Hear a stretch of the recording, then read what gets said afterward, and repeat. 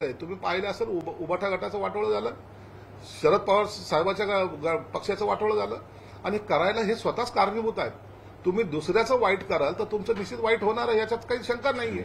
म्हणून जो आत्मविश्वास त्यांना होता पूर्वीचा, तो आता आत्मविश्वास राहिलेला नाही, पर्याय सुद्धा राहिलेला नाही.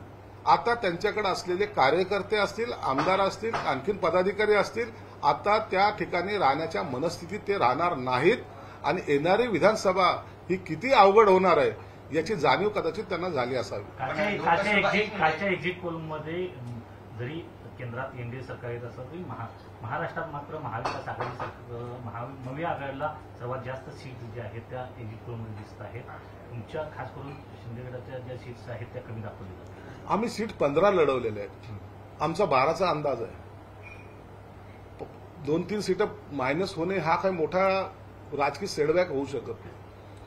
पण ज्यांनी 22 सीटा लढवल्यात ते आज 10 वर 8 वर 6 वर आलेले आहेत. त्यांच्यामधला हा जो गॅप जर पाहिला तर याचा अर्थ त्यांचा पराभव हा 100% झालेला आहे. म्हणून आमच्या राजकारणावर कोणताही परिणाम होणार नाही. उलट आम्ही मजबूतीने पुढे आलोय. उठावानंतर घेतलेली ही पहिली निवडणूक मोठी, त्याच्यात जो आम्हाला विजय मिळतो हा आमच्यासाठी फार मोठा आहे आणि म्हणून या विजयाने आम्ही पुढची वाटचाल सुद्धा त्या दमदारपणे करणार आहोत. बरं, जेपी नड्डा यांचा भाजपचे राष्ट्रीय अध्यक्ष जेपी नड्डा यांचा कार्यकाल 6 जूनला संपतोय आणि शिवराज सिंग चौहान, भूपेंद्र यादव, धर्मेंद्र प्रधान, विनोद तावडे यांच्या नावाची सध्या चर्चा आहे. कसं पाहता याकडे? भाजपचा तो अंतर्गत प्रश्न आहे, कुणाला अध्यक्ष करायचं, काय करायचं आहे. परंतु एवढं मात्र निश्चित आहे, एक शिस्तबद्ध पद्धतीने त्यांच्यामध्ये होणारी ती निवडणूक असते. शिवराज चौहानला जर पाहिलं तर मध्य प्रदेशमध्ये एक हाती सत्ता आल्यानंतर सुद्धा त्यांना मुख्यमंत्री केले गेले नाही.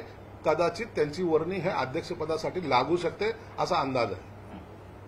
महाराष्ट्रात त्याचे काही परिणाम पाहायला मिळतात? नाही, त्याचा परिणाम पाहायची काही गरजच नाही. तो त्यांचा पक्षाचा अंतर्गत निवडणुकीचा भाग आहे.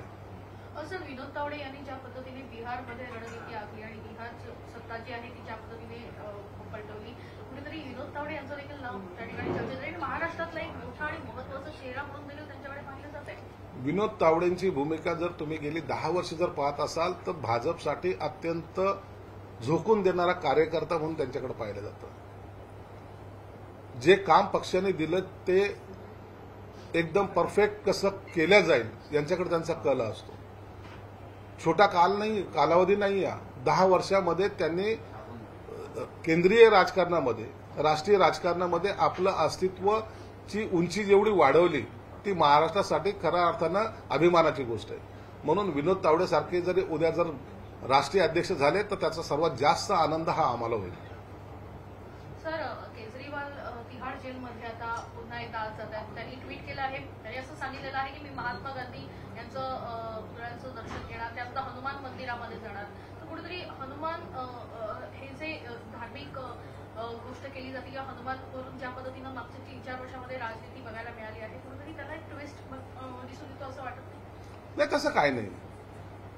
केजरीवाल तसे धार्मिक वृत्तीचे आहेतच आणि त्यांनी हनुमानाचं दर्शन घेणे किंवा महात्मा गांधीचं दर्शन घेणे हे काही विशेष असा काही वेगळं काही करतात असातला काही भाग नाही.